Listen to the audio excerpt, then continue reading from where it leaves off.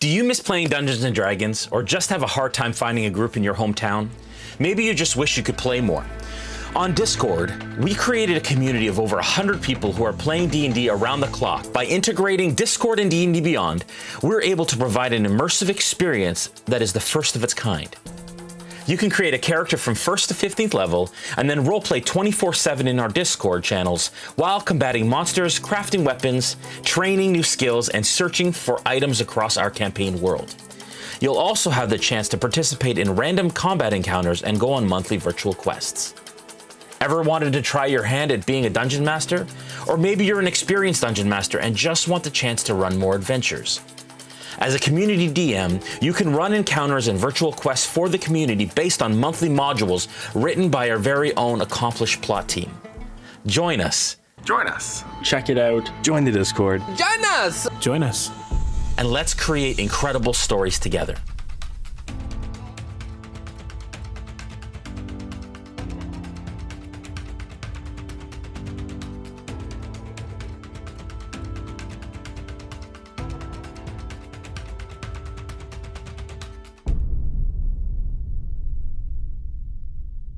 Is money really worth all this? It's not about the credits. I've been looking forward to this for a long time. I bet you have. You're not getting the drop on the villains with sounds like that. Your game needs Sirenscape. The Sirenscape online player has a huge library of epic sounds for any situation. Epic games need epic sound. Go to Sirenscape.com to get started today.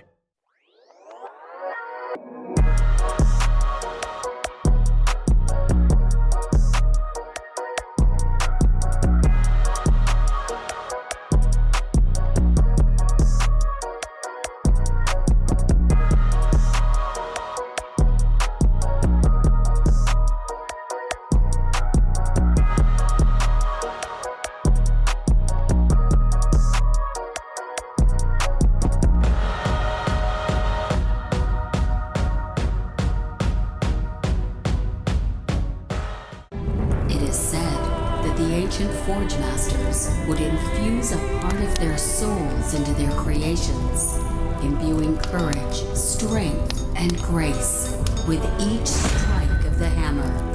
But somewhere, deep in a dwarven hall, the last of the Forge Masters is hard at work.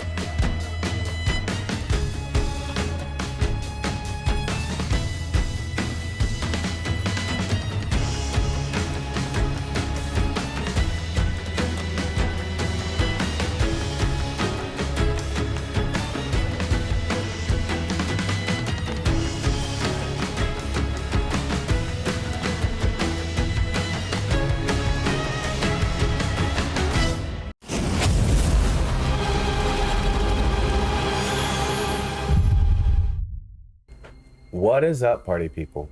And welcome back aboard the Incubus. Last we left off, there was a lot of really cool stuff that happened, and you guys got to explore an entire new encampment. But first, I want to thank the people that have made this possible and that have contributed in so many different ways. Dungeons and Dragons for, again, making this game. And it's just as easy as that, for making Dungeons and Dragons and for building up to what it is today. To Beetle and Grimm's for allowing us to use the Gold Edition Eberron box that you guys have created, which is incredibly immersive with this amazing map as well as many others. To our second title sponsor, Ink Addict, for making all of our merchandise and our apparel between me and Kelly here. There's a whole bunch of different artists. There's the 5 is bad. A whole bunch of bad math. Yes. 5. The whole bunch is 5. 5 is The artist contributed to each individualized custom t-shirt. You can also get the Incubus shirt right on their website. That is inkaddict.com. Also, a massive thank you to Forged Gaming for providing the dice and dice boxes, which we will be giving away a set of that on our stream. If you want to go right into the chat and type in Incubus dice. Let's see 'em. Show them the dice, Beth. Yeah, be sure to check these guys out. Be sure to Roll also, all of them. I'm gonna roll all of them. At once? All of them at once. Wow, God. how crazy. Wow, This is gonna be a crazy. cookie This episode is starting off crazy. too crazy. Be sure to only enter once. They're all if you enter. crits. Whoa. Easy. Crazy. See, works every time. Yep. Thanks, And, John. and our Thanks, account, John. and our account Thanks, shows buddy. that. If you be sure to type it only once. If you enter more than once, you will be disqualified. We will be reaching out to the winner of the event as soon as we can. To Hero Forge for creating, printing, and providing our minis. Thank you all so much for allowing us to individualize each of our little characters. Even Magvar, Yokai, like you can put little tattoos on them. Super dope. Yeah. So cool. They're really cool. Cream Tattoo Supply for all the goodies that we take into the shop when we're not just playing Dungeons & Dragons. To Sirenscape for making the sounds that allow us to live even more into the world of Eberron that we're playing. They get me spooked all the time, man. Oh yeah, and it really surprised me the eclectic amount of Yeah. sounds that are there Yeah. between like sound effects and everything. Jason's also doing a great job behind the screen, and Chris. Especially that one's canon. That's actually Just proves our point. exactly. We could have been. That could have happened every time we roll a crit 1. We're like, I'm learning about this episode 7. Thank you to Jason and to Chris for being the brains behind the cameras that allow us to happen, and to the RealmSmith team entirely for allowing us to have this and to welcome us with open arms. Smith Guardians, to RealmSmith Watchers, to the Realmers, all of you guys make this possible. Be sure to subscribe, share, tell your friends, family, cousins, and the people you tattoo do artwork, or that you're just walking down by the park and they won't stop asking you about your tattoos and how much they hurt. Go ahead and tell them about the show too. So without any further ado, we're going to venture into the Warforged Goliath. Goliath? Sure. The Colossus Warforged. Here we go.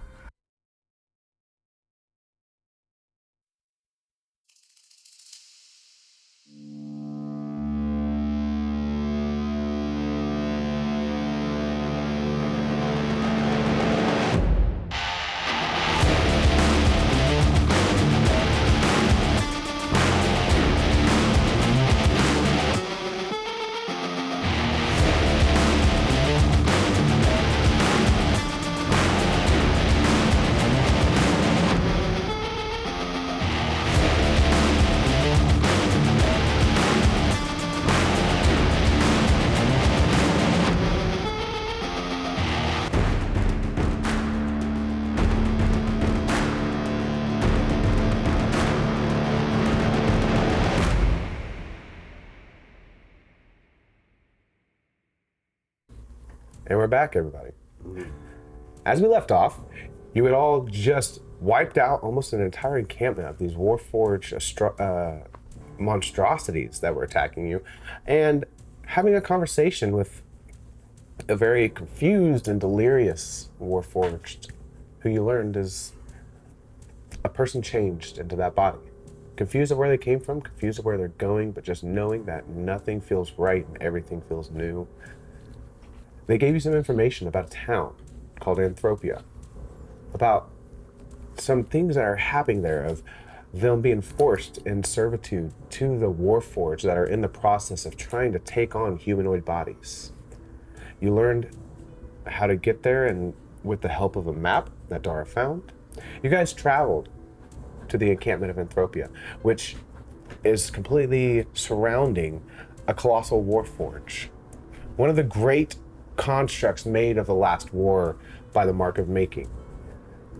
It looked like it was decommissioned, hunched over in the ground. As you guys entered into the encampment, you all seen that there was a few different kind of warforges that were walking around, and you seen a woman naked, just sitting at a fire, just having a humanoid face stretched across her skin, just eating food. You seen a warforged who seemed that he couldn't even speak properly or adjust to what the social situation may be. And then you found an individual who fully grasped the situation, said he was one of the earliest of this kind, and spoke and gave you some information about what may be inside the head of this colossal warforged. He tells you that there's an entrance in the arm and in the hips, and if you were to enter into the lower portion, it was a way more dangerous, ensnared entrance, but if you go into the arm, you'd have a better shot. You guys acted like you were these changed individuals. You know, guiding your way up into a safer passage, you believe, into the Warforged. And as you all start to go up the ladder, you go into the hand and start taking each rung step by step. And as you each make your way, the door closed behind you. It's dark. You look around, you can see a light at the very, very top, but that's it. You hear echoes of ding, ding, the very, very top of this. What are you all doing, aside from hanging on to the rungs of these ladders? What color is the light?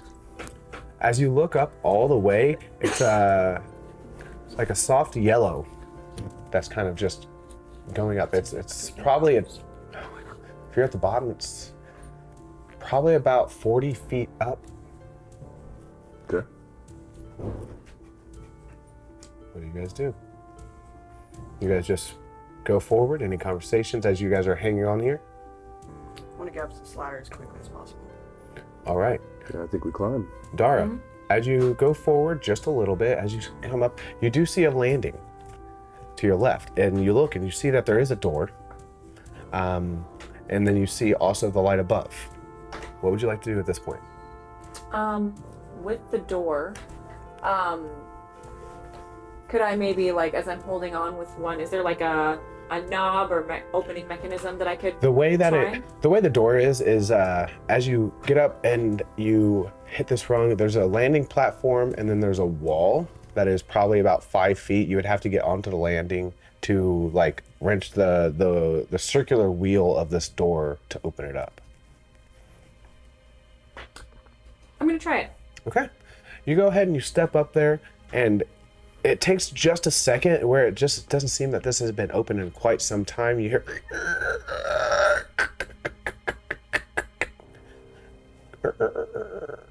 as the door starts to creak open. Can I look through the creak to open sliver of the door? Yeah, you sure can. Go ahead and give me a perception check. What? It's a 9. 9 total. It's hard to see because there's no light in this room, but your dark vision does allow you to kind of get a little bit of what's going on. And you see that there's some beds lined up around the wall everywhere here. There's 3 on each wall. And it seems it's kind of, you see one on the far side, you see 3 out of the 4 beds on this side are occupied, and then on the far side, you see that there's also a single person. And it seems to be that there's people maybe sleeping in all these beds.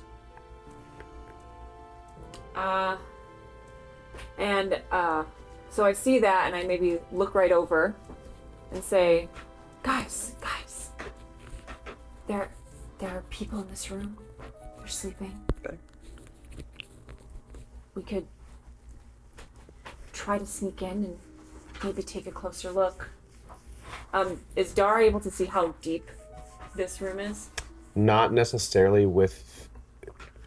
I mean, yeah, you could tell the spatial awareness, not in vivid detail, but you could see it's 5, 10, 15, 20, 25, 40, about 40, 45 feet across.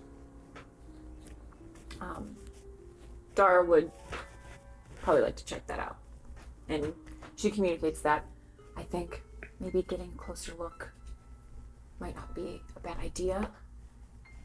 See what else we might come across here, and maybe even find something useful before we get too far deep. And while we still have a fairly close exit. Okay. Is that what you would all like to do? How many of us do you think should go in there with you? Would you like? Are you going to go by yourself? Would you guys like to join? I just want to know what kind of things we're looking at here. Don't go alone, Dara.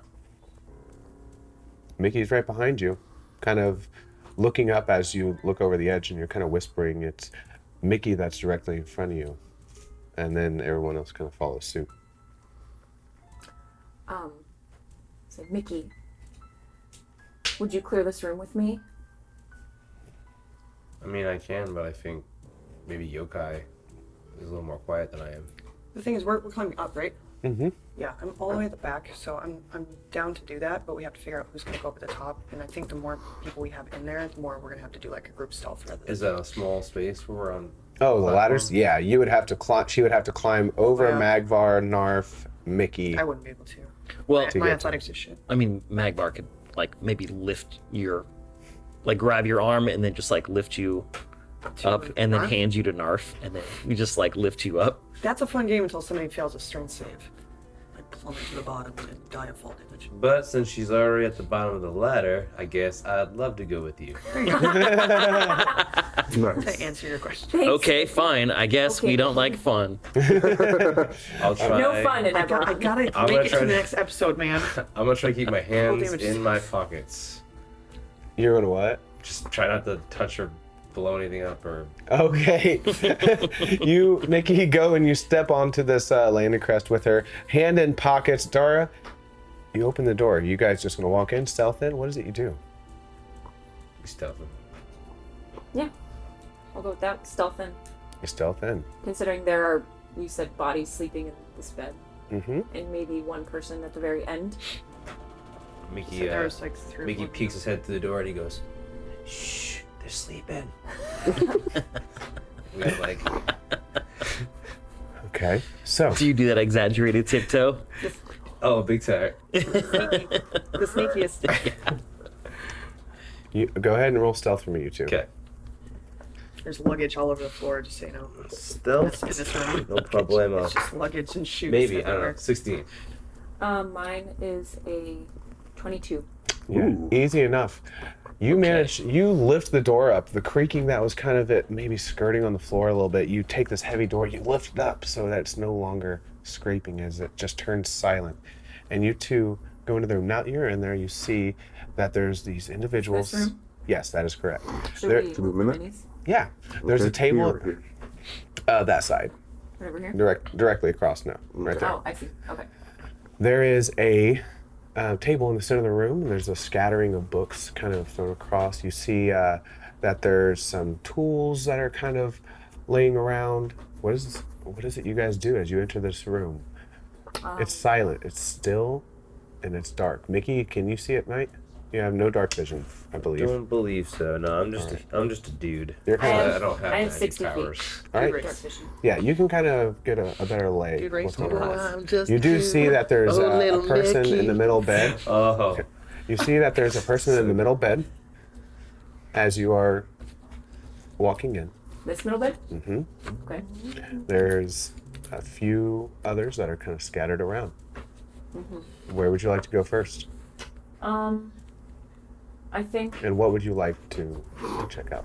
yeah, I think continuing the stealth and noticing the books and things on the table, I'd like to approach the table and get a closer look at what is sprawled on there. Okay. Go ahead and give me an investigation check as you're kind of flipping through these books in a quick manner. Nat 20. Nat 20. Nice. Go. All right. Okay. About time. So, Feral. as That's a gift. Dara's eyes just kind of creep over this little table, and you hear. For those of you back she's like, home, I've been doing that the entirety of filming. Yeah. I don't think that's come up at all No. in an episode. That's a Kassidy move. So One's for you. you grab the books, and you immediately the first one you grab is a large metal-bound book. It catches your eye, and you immediately it has a lock on it, but it's kind of like flopped off to the side. As you flip it open, you start to learn.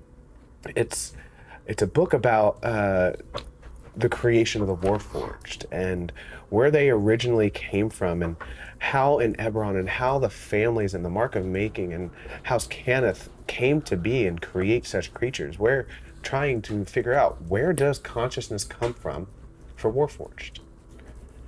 Some believe that it was, a divinity. The House Cannith had directly connected to the gods themselves and is bestowing consciousness with their help. Others wanted to seek more. And it starts to go forward and starts to speak of something called an amalgam. What? I'm sorry? An amalgam. This program, you start to see blueprints and schematics of where they were attempting to put different consciousness into different bodies to create almost, in their idea, the ideal Warforged, because one consciousness is not nearly as strong as many. And that's what you get from the book. Okay. What else is on the table? You With go my through some natural 20. natural 20. You go through some of the other books. You have anatomy books that go It's a into bedtime story just in with everybody that's sleeping.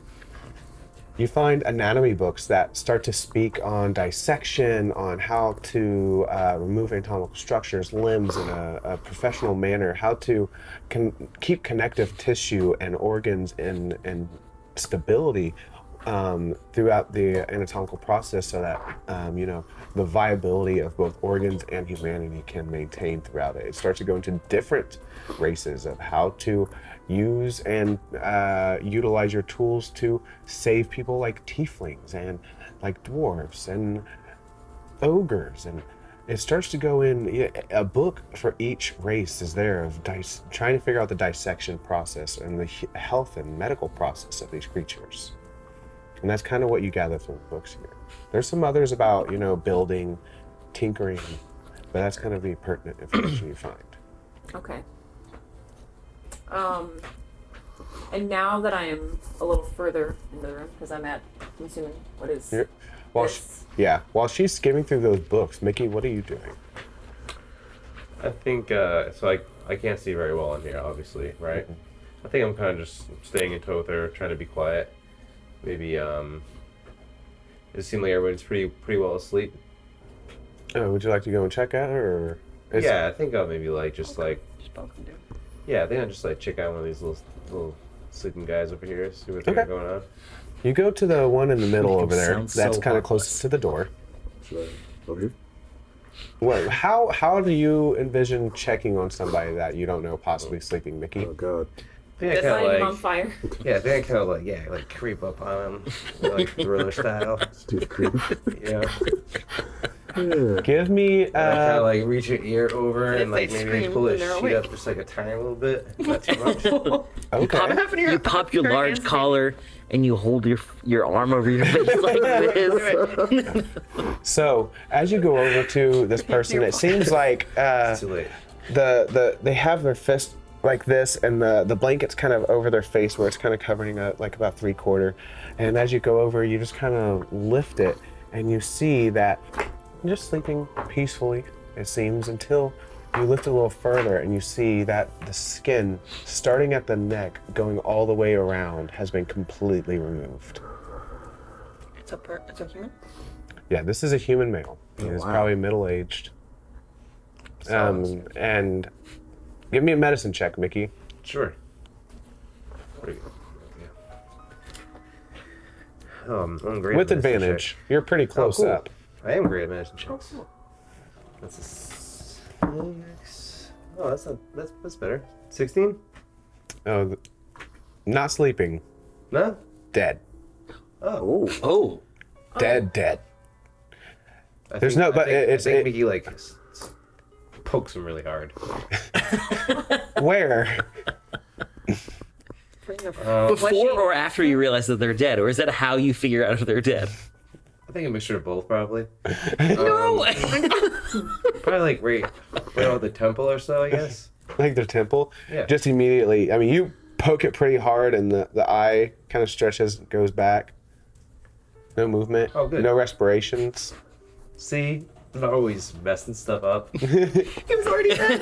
What are you gonna do? Yeah. Wait, but I dead him. The question is before or after you realize that he's not dead, and he said a little bit of both. What does that mean?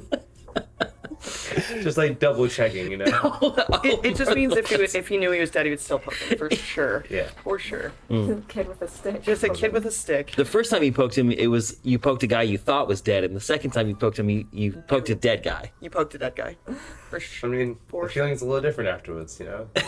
Oh man. I'm sorry, I don't mean to interrupt. No, you're fine. That's what. Sorry. That's just who we are. So you Perfect, watch Mickey. as Mickey has walked behind you and is like kind of, I'm not going to say nose to nose, but close to finger to nose on this this person that seems to be sleeping to you. Yeah. And what do you do?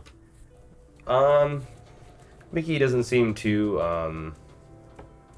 let's say like surprised by like a dead person, you know? So he just kind of like moves on. You tuck it back in at all? Yeah. Yeah, for sure. He's a gentleman. Back Do I in notice place. that Mickey has moved over there? Tight little, Yeah. little trooper. Yeah, you watch Mickey kind of tuck the person back in. Yeah, and maybe from a distance I'm like, how's he doing? What are you doing over there? I'm like, how's he doing? He's great. And then maybe I'll just say, Mickey, come take a look at this. Look at all these books talking about the creation of Warforged and all of these anatomy books. There's clearly some scientific, surgical procedures happening here. Are there other bodies near us? Yeah, there is, I believe I said 2 on this side, and then, or no, 3 on this side, 2 on the other side. You gonna poke them all? Well, do we hear any like rhythmic breathing or any kind of thing like that? Give me a general perception check. Okay. Should I look for that too? Yeah, go ahead. 13. 13? 11. 11?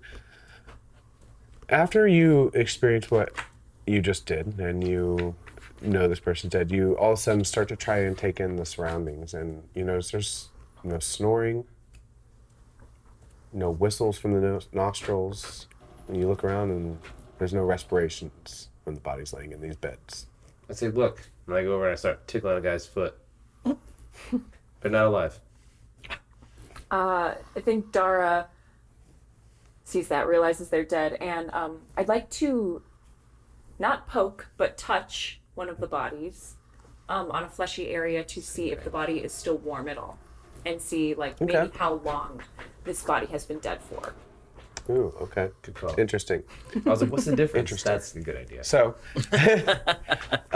interesting. So you go and you give me a medicine check for 1.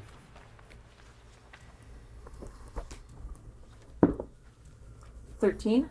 13. You go and you push it and see what kind of reaction happens in the skin. There's no reaction. It's definitely dead. But then there's something distinct about it. It looks like they could have died 5 minutes ago. But then you start to remember where you're at and how Eerie described death in the Mournlands. There's no decomposition. It could have been 5 minutes. It could have been 50 years. Do the bodies like remain warm though to the touch, or like?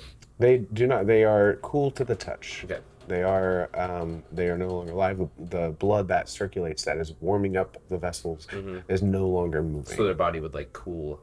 Their body would cool, probably lose a little bit of pigmentation, become more pale, but no decomposition would have still. They appear that way now? Correct. Okay. I think realizing that these bodies are dead, I'd like to maybe poke my head out the door and tell the others, like, hey, like, it's safe to come up. Rather than, like, leaving them hanging. And this seems like, Literally. Yeah. How's it going? And kind of, like, alert them, like, hey, like, it's clear, safe to come up. Seems like Dara believes that there's nothing of imminent danger in this room, so that we could all maybe come up and Cool. Yeah, I think we will come up. Yeah. All right. All right, you all make your way up. Jeez, what Go are you through doing? the door. Reading books? And you see them all just standing in this room of sleeping individuals. Lights are out. There's some books that are on the table. What do you guys do?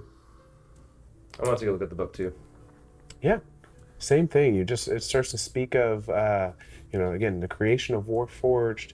It starts to talk about the morality of creating Warforged. Even later on, it starts to speak of after the last war, how all the creation forges were completely dismantled and completely decommissioned, and it was made illegal, outlawed to create more Warforged. It speaks of, a little bit of where Warforged have created their own place in this world, and many have stuck to their roles, and others have sought their own story to be told. That's kind of what you gather from it. I mean, she got a lot from the Nat 20. Okay. Oh, that's right. You're fine. Are there any other entrances or exits in this room that are visible? You do see, as you start walking around, that there is a hatch that seems to have a ladder that goes both up and down. well, Can I inspect a couple more of the bodies and see what wounds they have? Yeah. Cool. All right. I'm just gonna start pulling sheets off. No tucking, no poking. We're just gonna All get right. down and do it. You go over and there's one that's like sleeping on his back. He has his hands on his chest, and as you yank the blanket off, you see that his entire torso has been skinned, split, and his almost like raven winged open. Wow. Okay. Yeah, that's what I was trying to figure out. What is that kind of like see- autopsy situation? You see another one has a completely amputated arm. As it seems like it's just been laying on his side, and as you take it off, he's actually laying on just a flat surface on the bed. Got it. These are donors. Definitely. I wonder why then. Is there Like a commonality. yeah.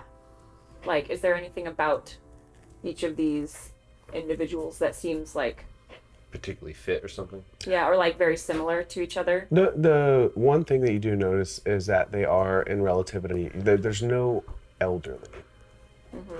There's no elderly that are laying before you. They all seem to be in either younger and or good health.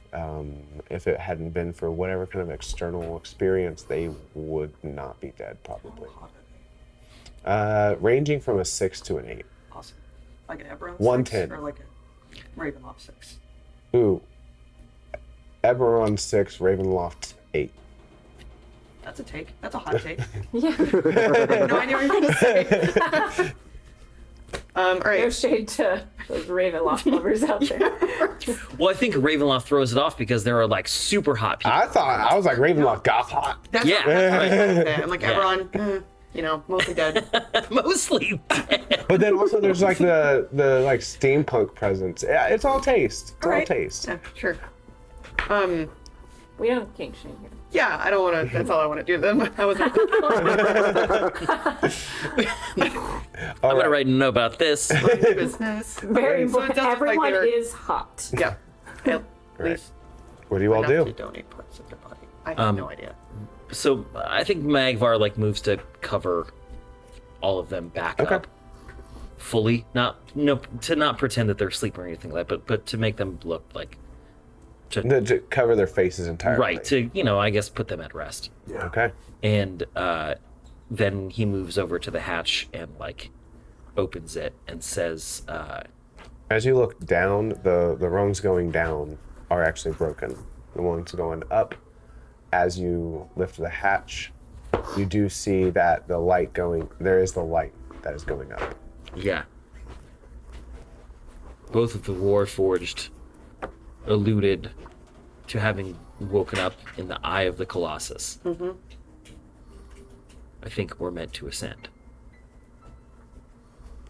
Looks like up is the only direction we can go. Unless we want to fuck around and find out and just drop down. But I would not advise to that. How far down does it look? Oh man, Oh I boy. should've shut up. Oh, Here we go. You look down. Give me a perception check with disadvantage. Is there a flavor way that I could not have? No. Absolutely. This one better. Just joking. Better. I'm just joking. 13. I'm sorry, 14. With disadvantage? No. No. Oh, yeah. Awesome. You look down and you can't really see the end in clarity, so it's kind of hard to judge, but it goes down at least probably 3 stories, about 30 feet. Okay. Okay. Oh, good. Got the drop. Shoot. Shoot. Sheesh. Wow. Oh, it would be shoots with ladders, but sheesh and ladders. Sheesh and ladders. Well, yeah, I'd say let's do it. Yep. Straight up. Right. Guess we should do it. Going Same up. orders before. Yeah, Dara's willing to go first. I mean, Dara has dark vision. Yeah. Dara has Dara Darvid. vision. Dara. Dark vision. Dark vision. I'll go. Daddy Dark vision. Yeah, I'm gonna go now. Dark vision. So, as you ascend through this hatch, Dara, you slowly creak it open and you look and you're in a hallway. There's a ladder that continues to go up, but in this hallway, that is that middle portion there. Nope. Back one. There you go. Over here. Yeah, there's a hatch in that back corner. Down. Right there, my close, God. closer Right to you. Jesus. Did we all go Jesus. up, or was it just Dara so far? Well, that's nice. That's, yeah. Yeah. Dara Yeah. is kind of peeking over. You see that there's a hallway and there's a door on each side. And a door ahead. Do you want to switch those? Yep. Yeah. Okay. Okay. There's a hallway, door on each side, and a door. Okay, these 3. I see them. Okay. I think Dara. What do these doors look like? These doors look similar to the ones on the platform, where they're large metal doors, but instead of just like the circular one, it seems to be just a handled door that could be pulled or Okay. pushed. Dara would like to go up to the closest door to her, which I guess would be this one, Okay. and wants to listen to see if there's anyone on the other side of it, if she can hear anything into that side. Ooh, okay. Go ahead and give me a perception check.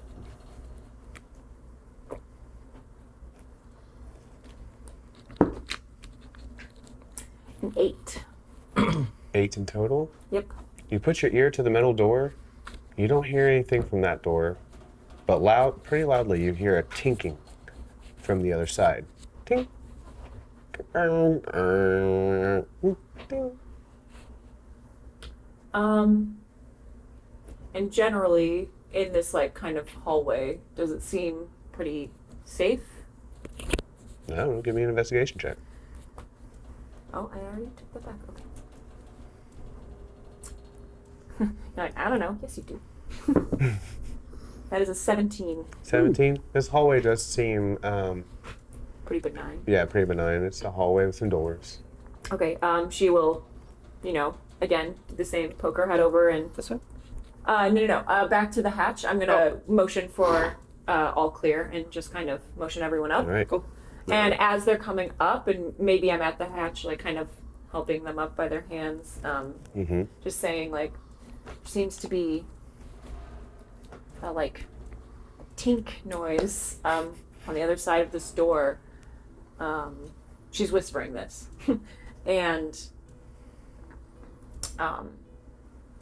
he says, "We could check it out. I haven't listened to any of their doors yet." Just kind of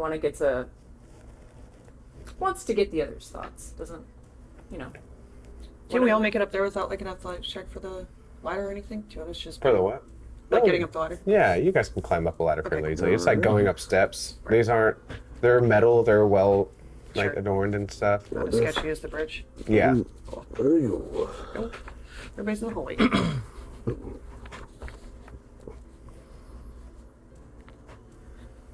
I can try and take a listen at the door that Dara's at. Okay. You said it's an investigation or perception for the.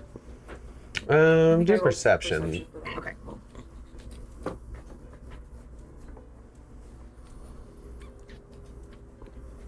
Okay. 19? 19 in total? Yeah. Okay. So as you put your ear to the other side of the door, you start to hear the sound of instruments and tools. You hear the sound of flesh on skin. You hear a drill after just a second. And then in between all this, you just hear, and then you hear, Gosh. Sounds sexy in there. We should open the door. No words. I'm gonna tell them like, hey, like all of the horrors and all of the chaos we've seen, I think it sounds like whatever we're leading up to is in this room.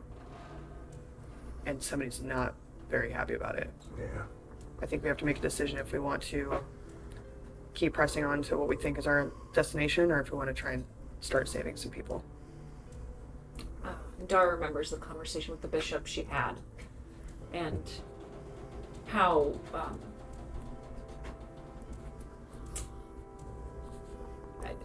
slightly disturbed maybe he was. Mhm. Remembers the outburst, remembers the pieced together warforged woman and all of the broken experiments, and says, I think we need to stop this in every place we can.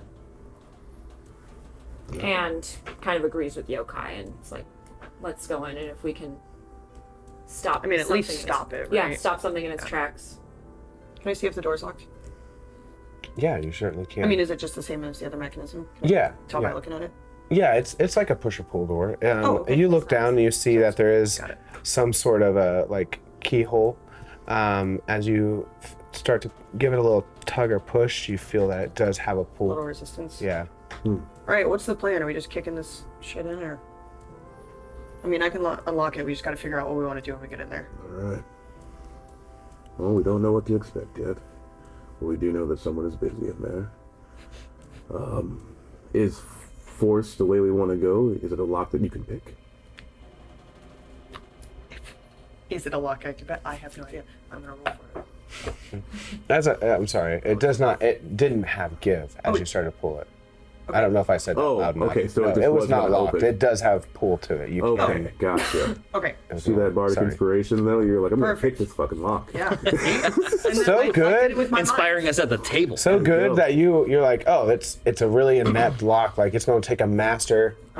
Yeah. See? I'm like, a little like stethoscope thing. I'm like, I need my game. complete silence for this. I'm just like, Me knocking down the door. like, yep, it's open. After like 5 minutes. Right. What's the plan? All right. I think we go in and I mean we should be prepared for there to be trouble on the outside of this door. Every moment we wait is a moment of suffering for whoever is at I kicked the those door in. instruments.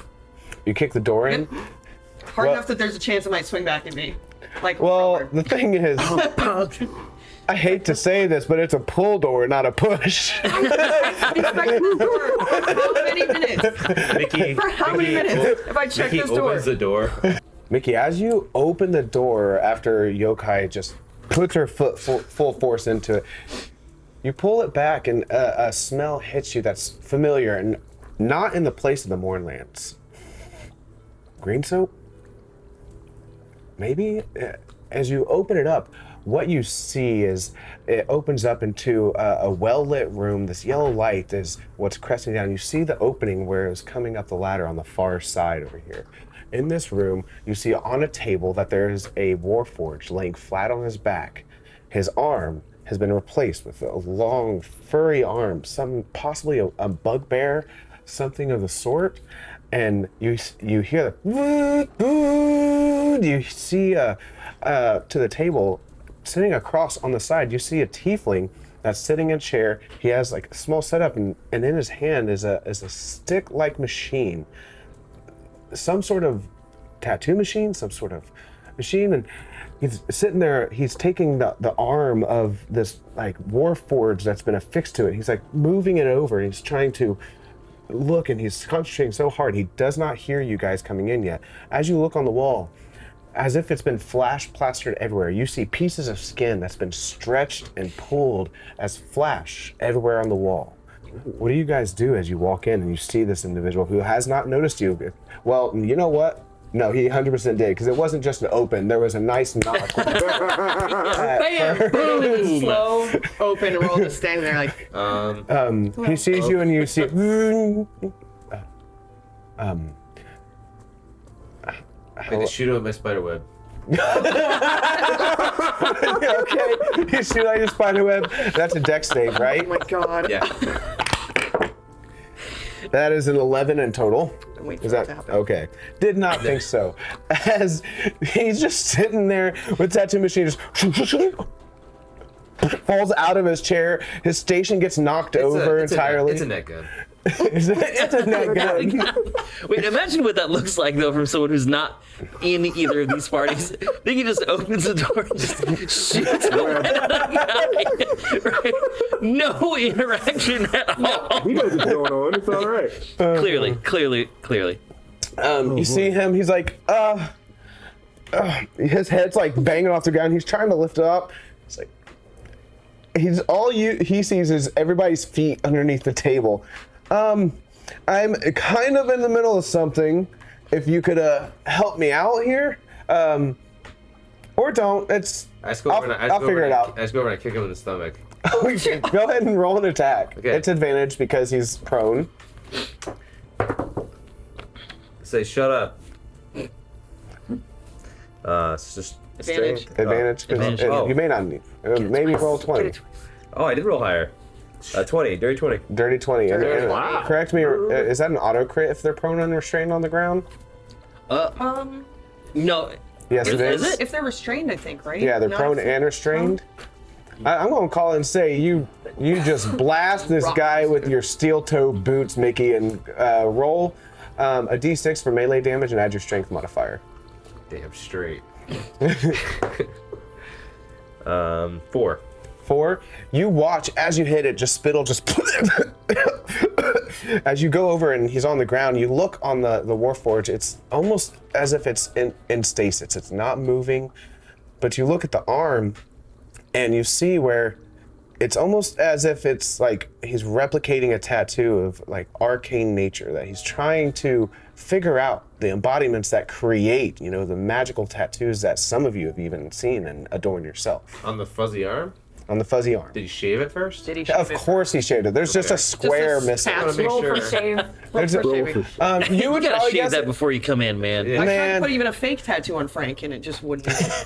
I man, lost real hair because of that. That's true. He ended up shaving it off. I was tattooing a man's chest once, and it was a full chest piece, and I went through 8 razors. And I was like, homie, next time, knock it down. Knock it down, man. But he's on the ground, he's tied up. He's got a rotary machine in his hand, and it's like scarily close as he got quiet though? Is it really quiet? Oh, but it just goes. That's why it took you a second to get kind of closer. You do see on his station there's also like a hammer and chisel. And then you look on the Warforged like rib cage, and it seems like there was some sort of chiseling that he was trying to do, maybe in some sort of makeshift Warforged tattoo style, where he was trying to like carve into that body. Sure. He's. I guess I didn't expect you all here so early, nor to be all of you. I kick him again. I'm not even gonna have you roll, man. I said shut up. Okay, go ahead and roll a d6. 5. Okay, that's 4 plus 5. It's not a good listener. As you hit him, you feel something rupture through your steel toes as all of a sudden he just spits out blood. And his eyes start. Mickey, we need him alive. His eyes start to roll back a little bit. He's like, At least a couple minutes. Tell him to be quiet then. I am. I'm actually. Yokai's gonna walk around and kind of like put like not a stomp or anything, but just kind of like press her boot like onto his shoulder and kind of like just lean in because I'm sure he kind of kicked up a little bit from spitting up blood. I'm just gonna hold him there and like look over and be like, Mickey, we need this one alive, man, for just a couple minutes. He's got information. You do that, and he's just like, I'm barely there. I'm whew. Keep breathing. I will. You see him try. He looks down and he's like, "I bleed real blood. I bleed real blood." This guy is gonna get kicked again. Mickey. What? And I'm gonna lean over there. Mickey rears back his foot real quick for a third swipe. All right, I'll let Knarf stop me. I'm not sure that's how questioning works. Finessing. Yeah. All right, Do fine. it. Fine. So Like we've tried everything we can. I don't have any options. Look at options. him on the ground, and he's not doing too well already. And I want to do an intimidation. Ooh, roll an intimidation for me. All right. I don't think you've done this yet. Is that the have first not. intimidation of the... That seems odd. With this group. Yeah. We intimidated Dara in the shop by accident. With no rolls. That is that's a 22. 22? What is it? No, that's a 23. What would you like to do to intimidate this poor fellow? I would like to say, Mickey, allow me. And I pull out my cleaver. Please. I walk up to him. And I said,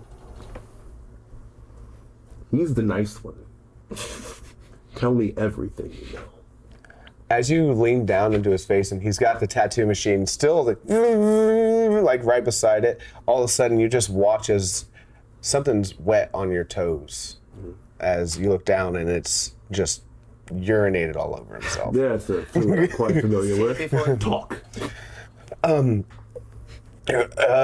My name is Flog. I used to be a medic in the army, and now I no longer have a job, so I've just tried to pick up a new hobby. So, he kind of looks at all of you. He goes, Dara says some hobby. He looks at the tattoo, looks at all of you, is like, not half bad. Not half bad. Can I roll perception? Is it a good tattoo? You don't even have to roll perception. It's not half good. I mean, it's the lines aren't in all the way. It's kind of jagged. It's as if somebody had copied a tattoo directly from a tattoo and didn't know what they were doing. Ooh, we hate to see it. Oh, yeah. We hate to see it. You get the nipple trace. Oh. Pull that in. For those who don't know, there was a huge. Well, it's still. What? No, never mind. No, there was a tattoo that went around spreading on the internet where a man copied a tattoo off of a tattoo and it was on the chest and he put it on the arm and the man tattooed the nipple of the original image onto this person's arm. Yes. It was like a big tattoo image with just a random nipple circle on it. One of Batman's greatest villains. Ah, Nipple Man! Nipple Man! There you go. Yeah, the nippler? He's like, No, I said the Riddler because I thought I like the Nippler's good Riddler. too. the nippler? Yep. All right, so he's holding the machine. He's like, you said talk. I don't know what you want me to talk about. Okay? But at that point, I look over at... I was sent here. This was what I had to do to get into a body, into this new life. I don't even know what the process is like, and He's a GT warrior. I'm sorry that there's been so many people that I don't have a choice. Well, if you don't have a choice, then there's someone who is controlling you. Where do I find him and who is he? Course always goes up into the head.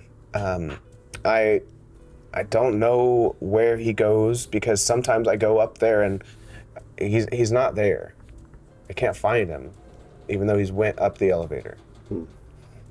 I don't know much, but if you're looking for Course, if that's what this is all about, if it means I get to leave this town finally, then No one said that. You see his eyes widen, his shoulders fall. Yeah. He drops the machine on the ground. Nobody said it tink, yet. Tink, tink. Right. And you see, it's just one of those, if you can imagine, like the Amazon rotary machines that people buy. Oh, yeah. It's just one of those really cheap boys, which, fun fact, they kind of work kind of. They work great, actually. Yeah. In a pinch. I mean, In a pinch? But yes. Yes. If that's,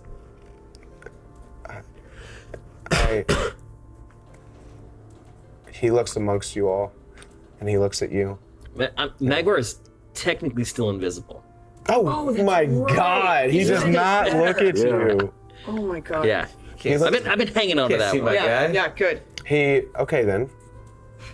He looks across you. He's like, I knew this would all catch up to me one day. I'm sorry if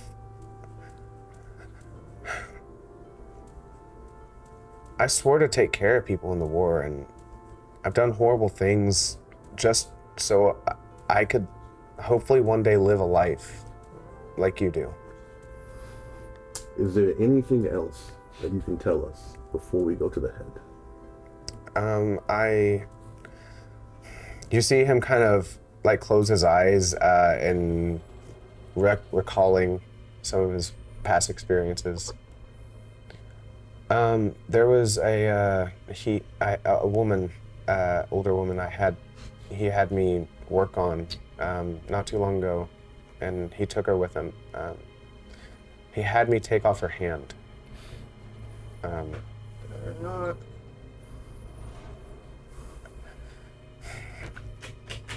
He had me take off her hand. I'd like to see if I can recognize any of the tattoos on the wall. Right. Go ahead and as you're looking around, roll me a perception check. Or investigation, because you're specifically looking for one. Pardon me.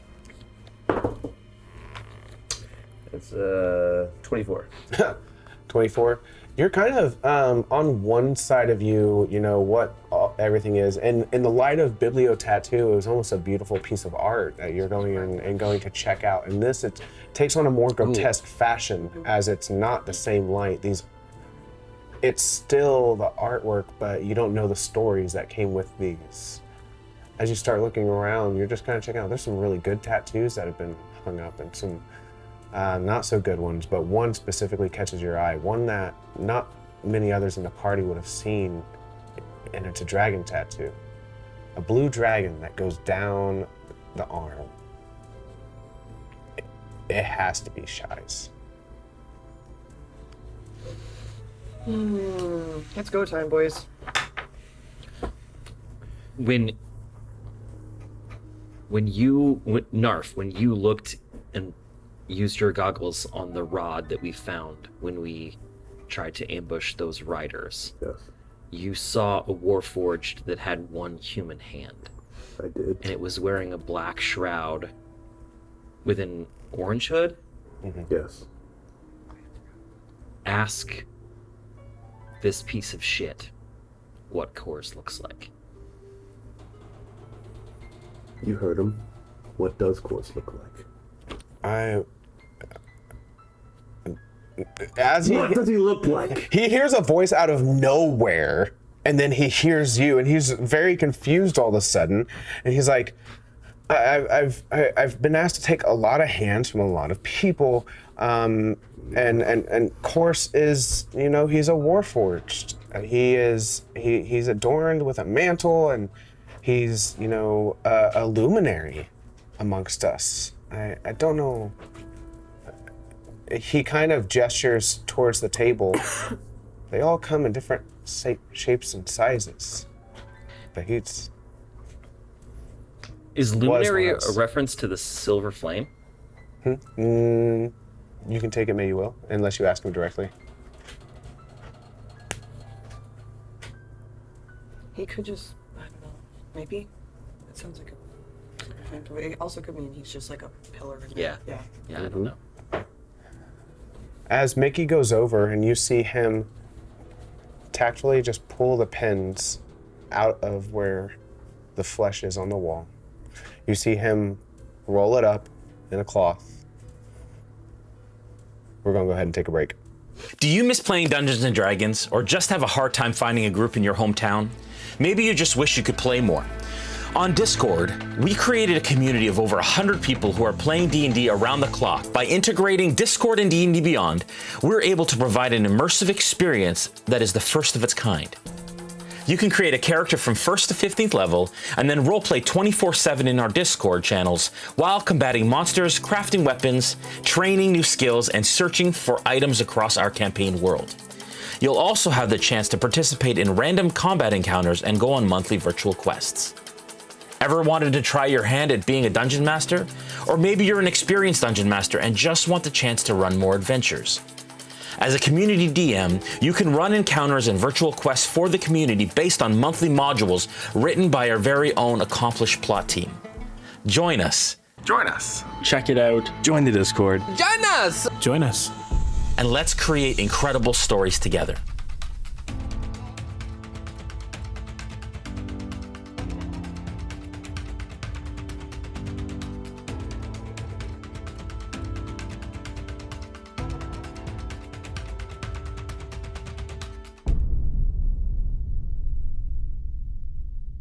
Is the money really worth all this? It's not about the credits. I've been looking forward to this for a long time. I bet you have. You're not getting the drop on the villains with sounds like that.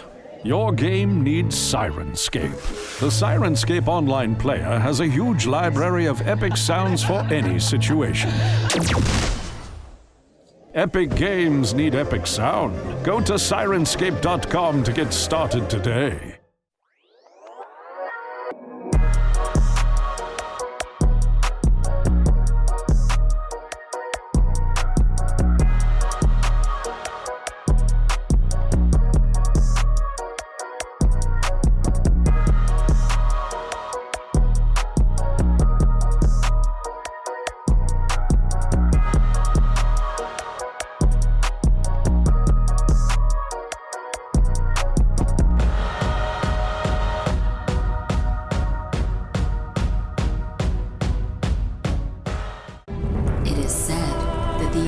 Forge Masters would infuse a part of their souls into their creations, imbuing courage, strength, and grace with each strike of the hammer. But somewhere, deep in a dwarven hall, the last of the Forge Masters is hard at work.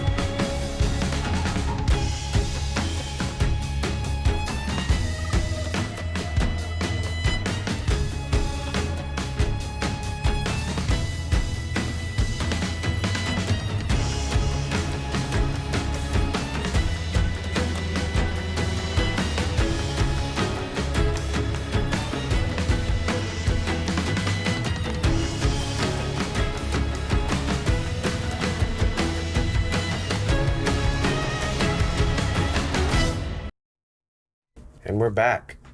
As you all are standing in this makeshift tattoo studio, laboratory, surgeon's table, you guys are surrounded by skinned flash adorned on the wall. Flesh flash. Love to see it. A warforged lays on the table, and Mickey, you just webbed this individual, but you noticed a tattoo that looked familiar. You got a little bit of information. You rolled up Hellbent's tattoo in your hand. What do you all do? I think Mickey folds it up pulls up with a piece of gauze and like puts it in his pocket carefully, but like is like really like feeling like a loaded pin, and just as soon as he gets it into his pocket and tries to hold itself together, he just goes to a fit of rage and just rips down all the other skin flash off the walls. Oh man, it sounds just the sound of as you reach up, the sound of flesh tearing as it takes a second for it to give, as the skin pulls a little bit too far and the staples don't give way. You guys watch as Mickey goes out of frenzy, yanking down all these pieces of flesh with flash. You watch roses fall off the wall. You see him yank like a huge stretched piece of it, a stretched eagle, and he drops it to the ground. What do y'all do? And the tiefling on the ground, who's still tied up, is just like looks back. He's on the ground, looks over his own head at you. And you see him kind of just roll over and just stare ahead. Magvar walks forward at this point, and I think reaches down to grab the bound tiefling. Like grabs him by his like clothes at the front of his chest and lifts him up and pushes him to the ceiling above him. And he says, and then goes visible. Oh, I was saying, he just gets lifted by those invisible. I like to envision that you start lifting him, and halfway through, you just start turning visible again from the feet up, and he's just lifted and just horrified, and all of a sudden, this menacing warforged is just holding him in the air. Yeah. So, I think like the crystal flashes a little bit as like Magvar gets really angry, and he says, "You used to be one of us. You know we're not objects. And look at you." And then he like moves him over to like be held above the warforged. He's like looking down, and he's like, "This is you. Look what you're doing. You're no better than the ones who made us into weapons." And then he just throws him across the room. Okay, so he's pretty fucked up. I'm gonna have you make athletics check for me real quick. I think we need him anymore anyway, right? No, I think we're good. 15. 15. You guys watch as Magvar takes him and throws him against the wall. He goes jettisoning across like a loose spear. His head hits, and the crown of his head hits the wall, and you hear a snap like an arrowhead as he falls to the ground, lifeless. I look at Magvar and I say, maybe I am the nice one. Do his horns kind of like stick in and like hold him like a sack? Oh, God! God. That's how I picture it. Yes, yes. And what the snapping force is actually, he's jettisoned like a javelin, stabs in there, and as the body goes limp and just crushes in on itself, you hear, and the body just hangs. Lucky rabbit's foot. Oh, God. Oh, man. He deserves it. There's like, I guess Magvar then would like walk over and like dunk, dunk, dunk, dunk, dunk on the warforged to try to wake him up. That's what you do, right? When you're not sure if someone's dead, you just keep poking at him. Keep poking him. That's what I Good job, Magvar. Yeah. The eyes blank, unresponsive. You lean close, Magvar. You get so close to the eye, you're like, come on, like there's something, and you just literally like poke the crystal. There's no life here. He's been practicing on decommissioned warforged.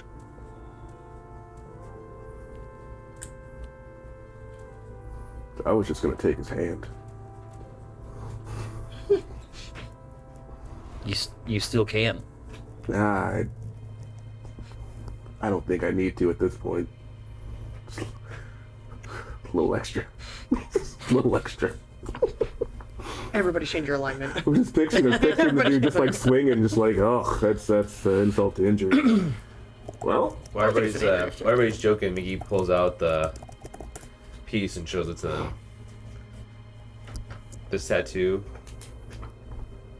was on Chad. You're sure? And I've definitely seen it before, but I'm just kind of like looking for anything. I'm like, no, hers was. Hers had scales that. No, look. Look at the blue. Look at the lines. Like. Oh God. I've seen this my tattoo my entire life. It's her. I kind of look around at like some of the newer people in the shop and I go. I just nod. It's hers. It's time to get serious. What do you all do? We need to get to the head. We need to hit the head. Bonk. Probably one on the way. Bonk. I'm going the bathroom route. Yeah, me hit too. the head. Bathroom. Yeah, that's I think that's where I was going. Extra bunks. Alright, seriously. Do we know where it is? Are we going? There was still. Imagine there's a way up, but not a way down. Well, you said there's an elevator that goes up. We need to find the elevator. Oh, that's right. Because we came up through this one, right? Yeah. Yes, as you go back and you do look up, there is another hatch on the top. Mm-hmm. Okay. Have we left the room yet? No, not quite. All right. As disheveled as this makeshift shop is, do you think there's anything in the room that we should probably investigate that might help us before we go up there? We'll snatch up the Amazon rotary just in case. Yeah, all your machines are gone right now. No? Yeah, we don't have it in machines. Speak for yourself, actually. Mickey always has machines. Yeah. Oh, well. You can go ahead and give me minimum. investigation. All the time. Investigation check. Like I've watched Salesman. Do I need an investigation to just scoop that thing up? No. Okay, cool. No, I'm gonna pop you it. watched it roll on the ground. I'm going to unplug it because it sounds like it's probably still like... Yeah, if anyone's going to grab it, it's you with your gloves. All right, 17. Correct. Yep. Cross-contamination. Ooh, 17. 17? Yes. Okay, so you start looking around the room and you see that there's some cords that come down that look new that have plugged into different areas like near the front where it looks like the front there used to be some sort of weapon that connected outside. It seems that it's connected with some sort of new electronical cord or technology. Not quite sure what it's leading to, but as you go over there you do see there's some hooks on the wall and there's some coats and clothes that maybe this individual's changed to, and you start just throwing the clothes off and hanging on one of the hooks, you see a bandolier of tattoo machines. Oh. Oh, was it hers? So, excuse me. What exactly am I looking at? Do I recognize the machines? Yeah, they're all Shy's. Her magical arcane tattoo machines. That's exactly what I thought this Son was. of a bitch. Mickey runs over and he grabs them. There you go. Right. As you grab them, Mickey, you start to look at them. They're all there, minus a few. There's a few missing? There's a few missing, Whoa, but you do. Mickey is fucking pissed. You do remember that there were some instances where she was in combat and some might have been used or lost, but out of the 8 that were there originally, there's only 2 missing. Still. That's 8. There's 2 missing. So there's 6. Okay. Maybe they'll still be back at the shop. Maybe if she If was there's any using them while shop she was left. tattooing. I mean, We'll if get the shotgun, shot the incubus could be gone with her. No. Don't. No. I mean, it's a reality I don't want to face, but it's definitely a possibility you need to consider. Oh, you're right. All right. Grab needles, let's get up grab top. ink. You know, light's gonna go on after this. We need to move forward. Does this power cable look like it's powering this thing, or does it go up too? It does go up. It does go up? And it's pretty hefty, right? Oh, it's huge. It probably is, man, I'd venture to say maybe, if not the size of this table, half. Okay. It's a massive cord. Magvar would like to touch it and cast Shocking Grasp.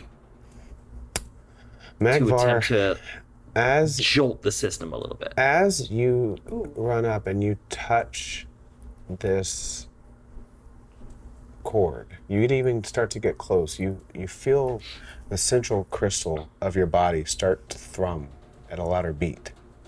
And then as you go and you touch it, you watch this old, decrepit, probably long damaged in the war, some sort of weaponry that is adorned right in front of it. Starts to wind up. You hear clunking of different gears that are long overturned start to grind against each other. It starts to make movement again on its own behoost. Are you Is turning it- this thing on? Is it something on the other side, like a weapon that's powering on? So it's not something that's in front of Magvar. It's like on the other side of the wall. Correct. Okay. This thing's about to get up out of the ground? Like a Gundam? What do you guys do? I'm with Mickey. I wanna go up towards the top of the head. Yeah. Same. Mickey. You walk away and you start hearing the humming go to a lull again. Sorry, go ahead. Oh. Okay. Because you walked away from it? Yeah. I don't think that happened because I cast a spell. I think it happened. Don't. Mickey goes and taps on this thing, too. I think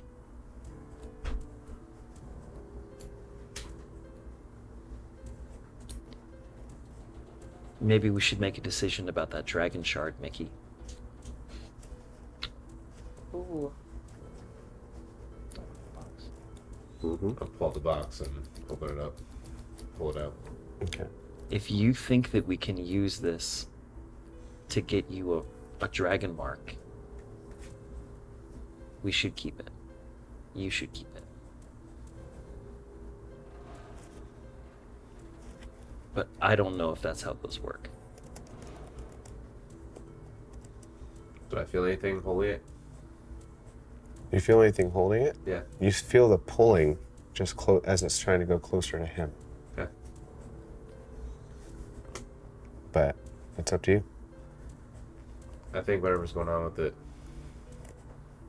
I don't understand it. But maybe it can help you. Open it up. Just open it up. And then I guess Magvar just opens his plate. Nice. Like pop. Let go of it. Let it magnetize. All right. Ooh. You watch as just quickly it shoots out of your hand directly to Magvar's entire core being, and as it does, you guys hear as almost a static starts to take over the air as electricity starts to just spark out of Magvar.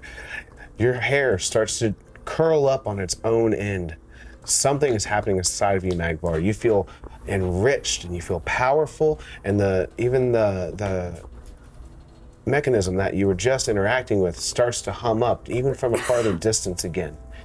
Something about what just happened made you even more powerful, and we'll have to address that at a later time. Cool. I guess I close his little lid. We had a discussion about this. Just want to make sure it doesn't open up. It's like the opening to like a gas thing. On Yeah, a right. Yeah. Yeah. Is there some button that just pops it open somewhere? Yeah, you gotta.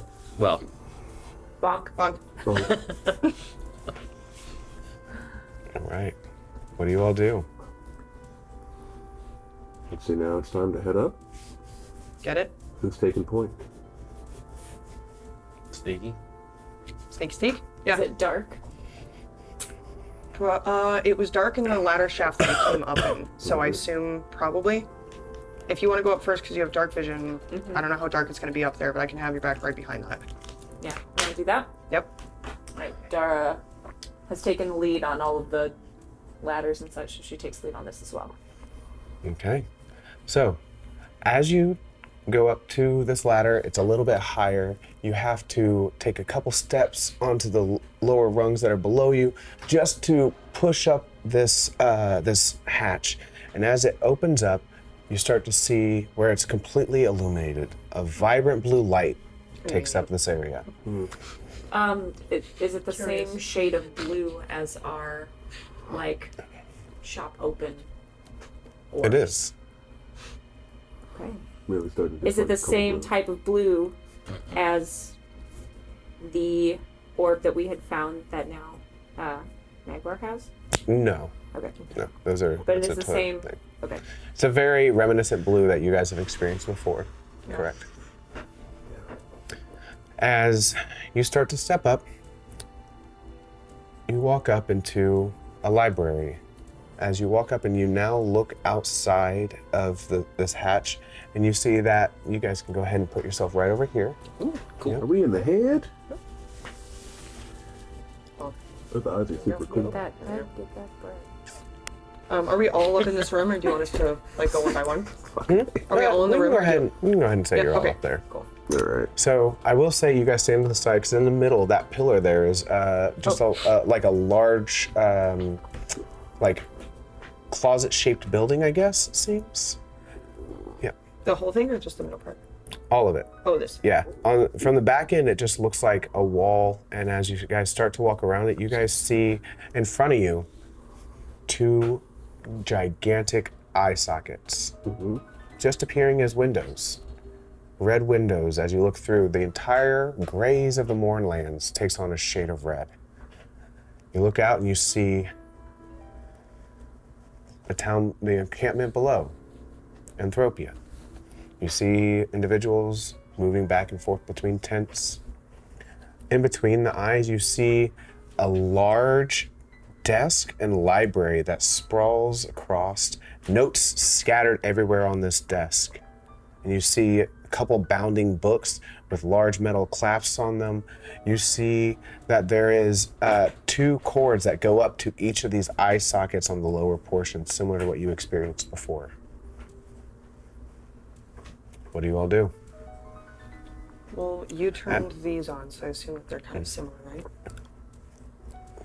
These look like the same. Also, as you kind of turn around to address Magvar, who's still coming up behind you guys as you were looking at the window, you do see that there's almost a double sliding door that is on that wall. Sorry, it's like right here. Yes. Here? Nope. Nope. Help me. Right there Got it. is like a double sliding door. Oh, okay, between these 2. Oh, cool. So I we thought don't this was see. raised. Okay. As you come up on the sides, you see that there is a large desk and like a power station with a whole bunch of buttons, grids, and gears. You see the electronics that go up to the eyes, and you see all the notes and the books that are sprawling on the desk. Magvar, can you make any sense out of anything on this table? Magvar walks a little bit closer, right? He comes up here and What's everybody? wait. This is open, right? It's open. On No, this that wall? is not. There's like 2 hallways that go forward. So it kind of goes. I'm trying to figure out what. Like this. This is just like a sitting square in the middle of the head. It's like walking around this table. Oh, okay. Yeah, exactly. Oh. Except if the okay. table I'm is sorry. sitting. That's This is perfect. the closet Thank you. that we saw. This is raised. Yes. That's what. Okay. Okay. I Got it. had Okay. that mixed up. I'm sorry. I did too. Okay. Well, then he moves forward to take a look at the books. Okay. 2 things as you look over. One, I want you to give me an investigation check, and I want Mickey to give me a investigation check as you're just looking over it with advantage. Both with advantage? Sadly, What is just Mickey. that? Really? What is that, buddy? You got a Oh man, natural I got a 20. 22, man. What? That's Dang. Oh, dang. not a 20. Dang. Also, I got a 22. I'll get a little All right, A nat on 20 this and crit 22. finally. Nice. Nice. Thank you, John. Good work. So, Take back everything we said. what'd you get, Magvar? 22. 20 and 22.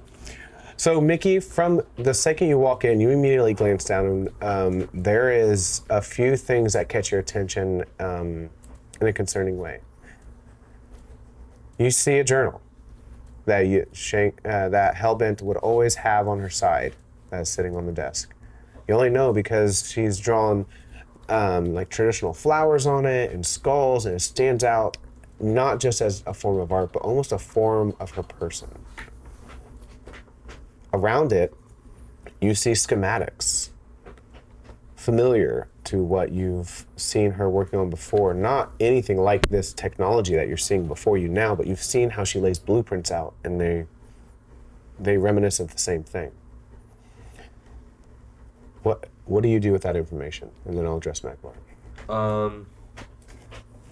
Can you tell me if I recognize, or if any of the, just anything inside of this thing, or anything so far, does any of this ring any bell to Mickey in any way? The entire location? Yeah.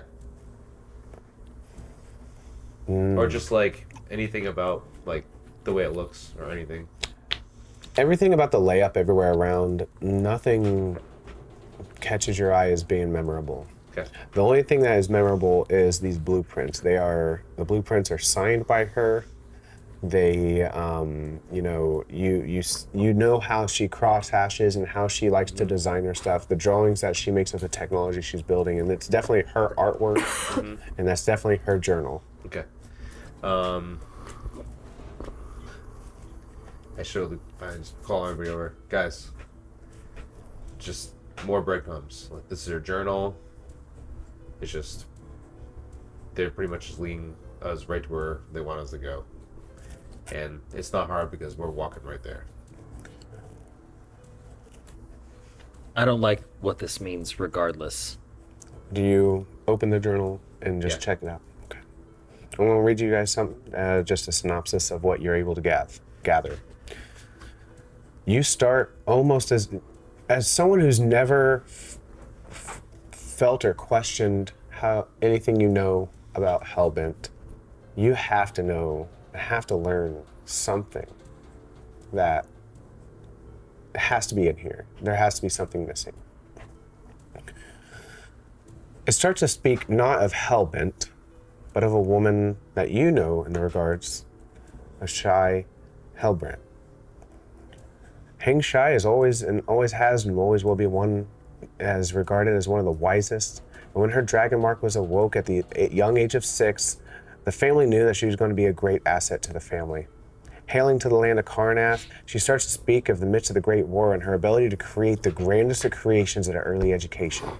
Her mark of making brought decades of inventions to both the family house as well as the battlegrounds of the war. The time of her life is well behind her now, though.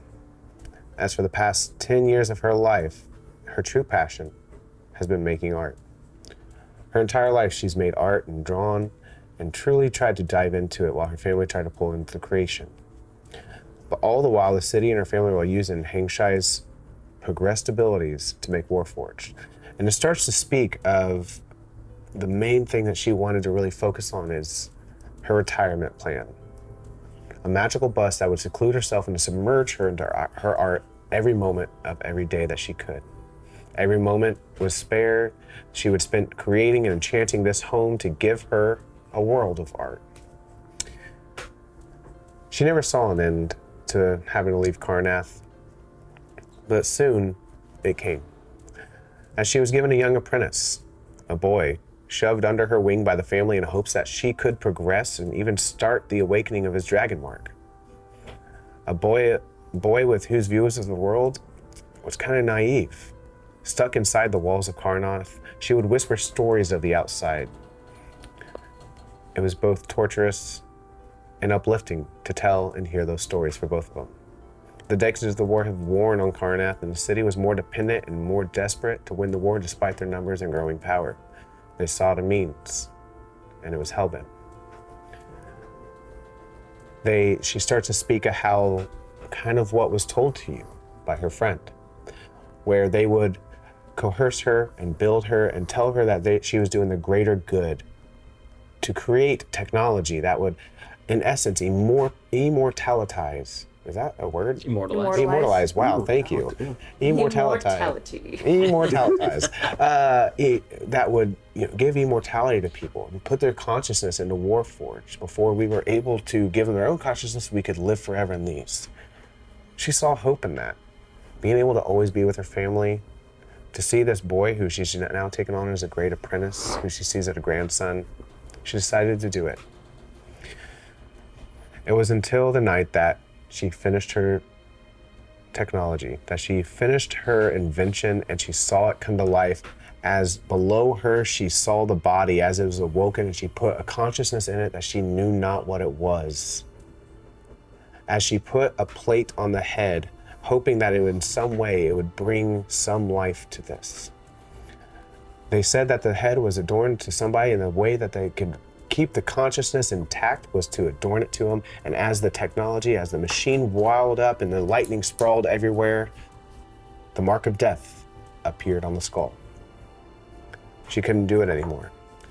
She speaks of how she left in the night, and before she left, she was going to finally retire to the incubus and leave Karnath forever, to only have a boy catch her in the midst, probably 10 or 11 years old, start yanking on her pants, see her about to leave, begs her that he can come with her. And so they went, with new names, new nomads, traveling and making tattoos in Corvair. And that's where she left that journal. And that's what you learned, Mickey. Do you share that? Do you just close it? What do you do?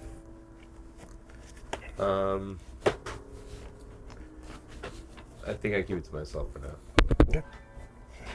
Okay. As you look of what you read and you look down at the schematics, you kind of put two and two together. That what is in front of you is the schematics to what she created. A weapon of life.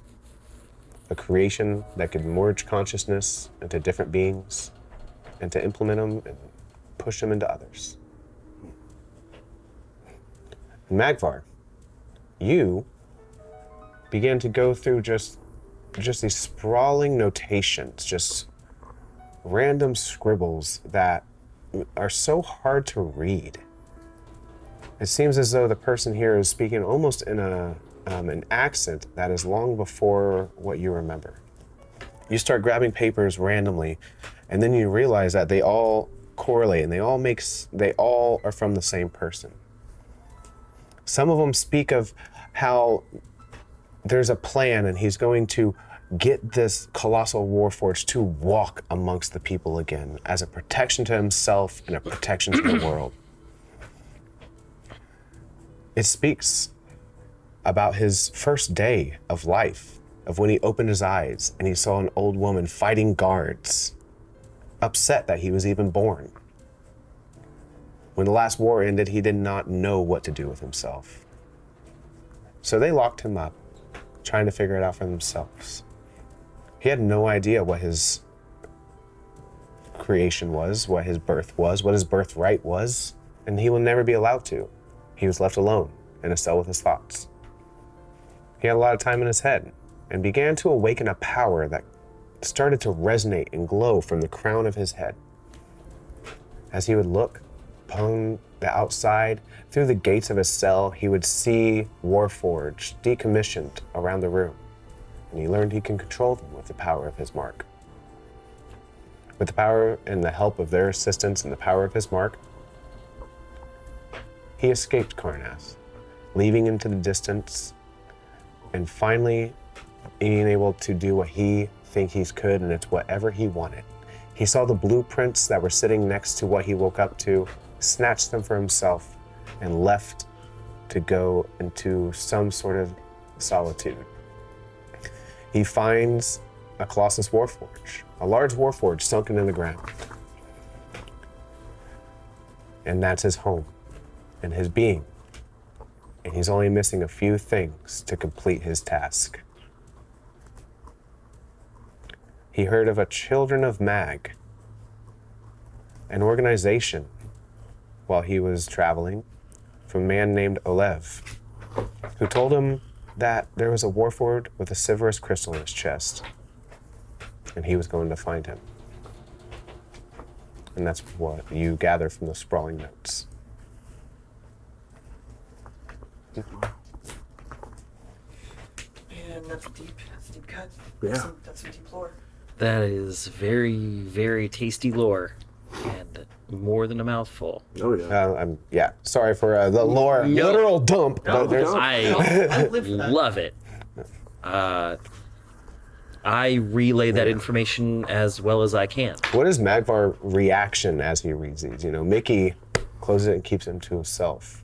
What is Magvar's reaction as he's consuming this information that he's probably looked for a long time?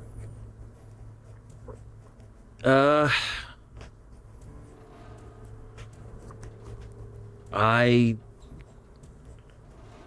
feel like, or Magvar feels like, he went to Olev. It was one of the first powerful people that he managed to find after he left the solitude in like the burned down, destroyed hamlet that all of his siblings had died in. And he trusted Olev for a while and trusted him with delicate information, and learned from Olev's like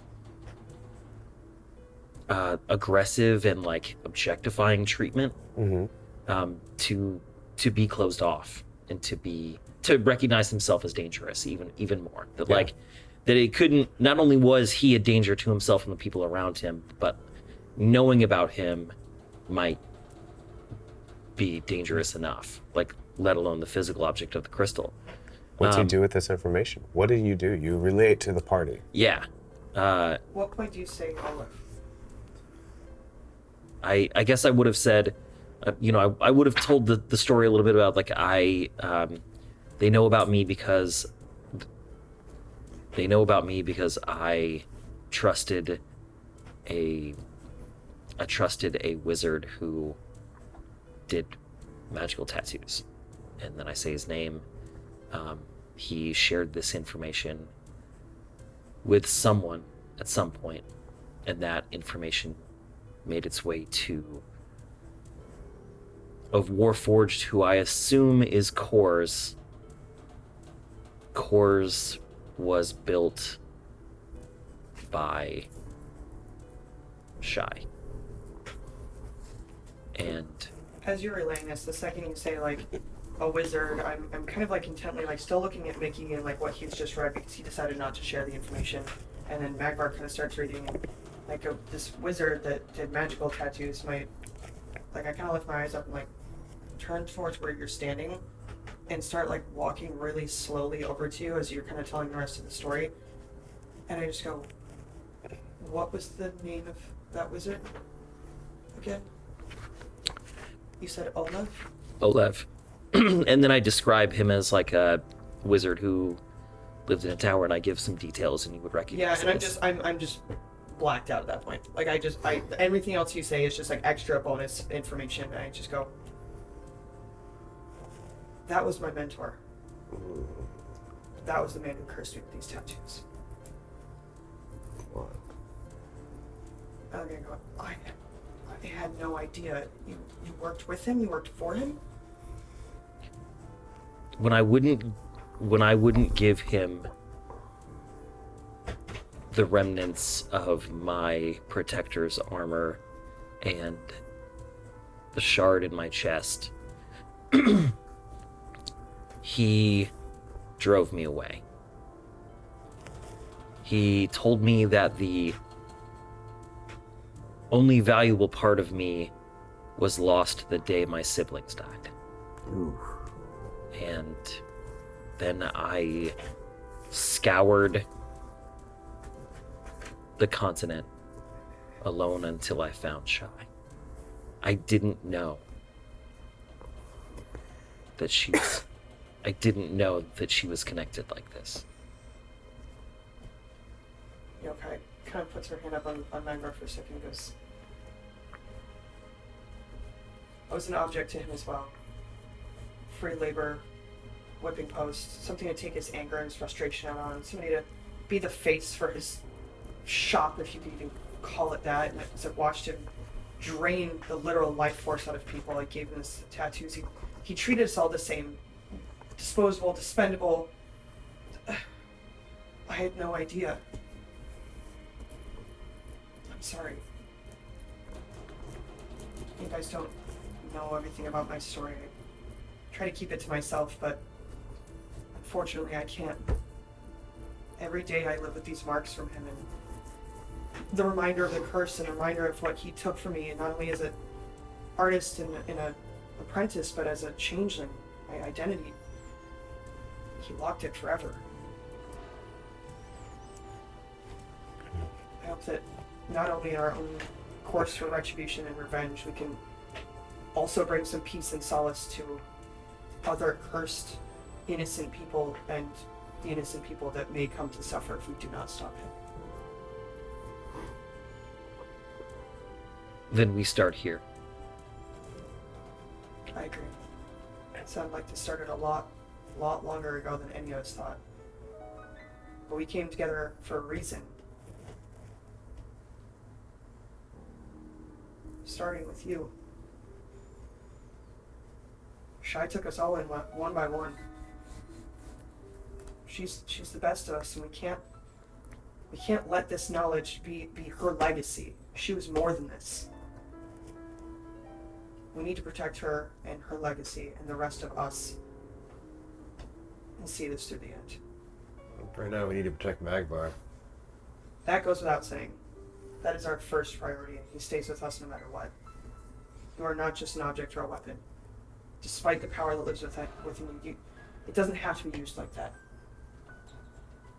Neither of you. Any of us. Any of us. I'm gonna take my hand down my shoulders, just a little slumped. It's like kind of hearing a piece of my own history brought up, like not even of my own volition. You know, just like watching all these ties come together. Just, Yokai's kind of hair shimmers again, and she just like finally drops the tattoo or form that she's been walking around in. You guys mostly see her in these white pupilless eyes and the long hair, and she goes, "We need to do this for ourselves. This is our journey. We need to be who we are." As you, for the first time after looking around Magvar, you pick up the notes and you turn towards the doors that are ahead of you. You see that they begin to, there's a circle inside of them that just starts to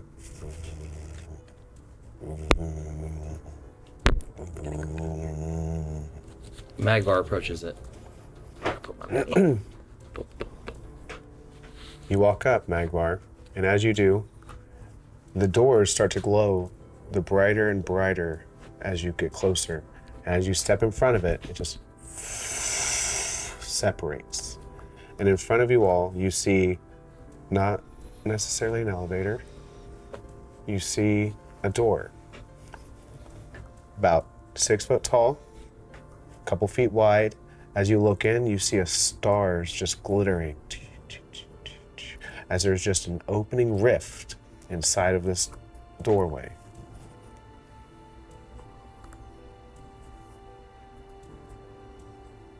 Can I do a thing real quick? You're welcome to do a thing anytime you want. Well, the door is opening and we're all getting ready to motion to it. But as everybody pays attention to what's happening there, I point to Yokai and I cast a message. You got message now? Mm-hmm. You taught the boy message once and he was like, I need that. Mm-hmm. All right. And I say to her, who you have been and what you think you're here for has no bearing on the choices you make now. And by casting message, I'm dropping all of my guard, everything that I haven't said before. And I feel like you know that. All right. And what do you all do? Oh, sorry. I open my mouth to reply and realize I don't have to, because I can, because you know message now. And I kind of, with a little wry smirk, I send one reply back and I go, "God, you do pick things up quickly, don't you?" Things I already know, yes. I kind of nod. Magvar, what do you see?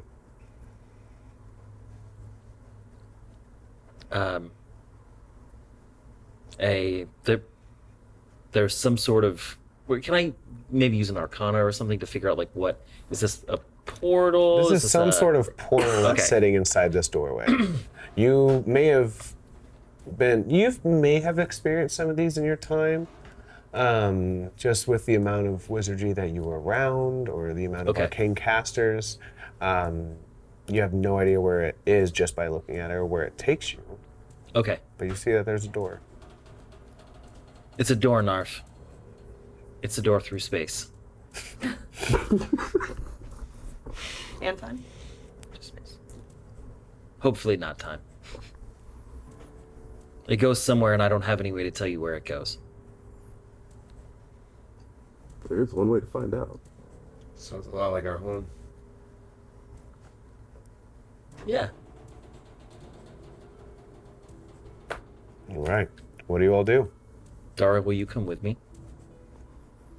Dara walks up to Magvar and touches the door on his chest. Says, I've got you. Okay, Dara. Okay, Magvar. She grabs his one big index finger with her tiny, tiny hand. All right. As you both step through the doorway, you three watch as they just are gone, as if they stepped into a pocket dimension. Do you guys follow suit? I think we wait for just a minute, see if anything happens, and kind of look at two of you and go, what do you think, Mickey? Is this the way home? Is this where we're supposed to be? We gotta at least get these fed on breadcrumbs. Okay, Stop Knarf. walking around here. Yeah, as he does, I kind of, like, in true Mickey fashion, he's, like, gone before I can even, change his mind not that I'd be able to. But I kind of watch him walk through and look at Knarf and I go, well, come on. And I just kind of, like, grab his hand and walk through. Okay. As you all walk through, it's as if you just stepped through the next step of your life. And what I mean by that is just taking a step by step is like nothing happens. You didn't feel any different, but all of a sudden you were in an entirely different location. You're in a bridge, a narrow bridge that's walled on both sides. You look ahead and in the distance, you see that there is some crackling of energy happening far away. As you look and you see far ahead, there's lightning crackling, and as it illuminates the hallway that you're looking down, you see Hellbent in the chair, restrained, her head down, her arms restrained to a chair. She just looks up as there's something that kind of resonates with her. You see her match eyes with you, Magvar. As you and Dara are the first two that walk through, she sees you both, and you see just a smile crawl across her face, and then it falls. And we're going to head in there. Oh my god. Man. All right, guys. Oh, I knew it was a boss door. See, I knew it was a boss door. I didn't see a save point. Dr. I didn't see Wily. extra loot. Nope, no save point. Not a healing potion in sight. There's no checkpoint. Nope. Chad said, figure it out. Be sure to check us out next week, and also we will be getting hold of the winner of today's Forged Gaming Dice and box. Until then, see you next time. Hey. Later.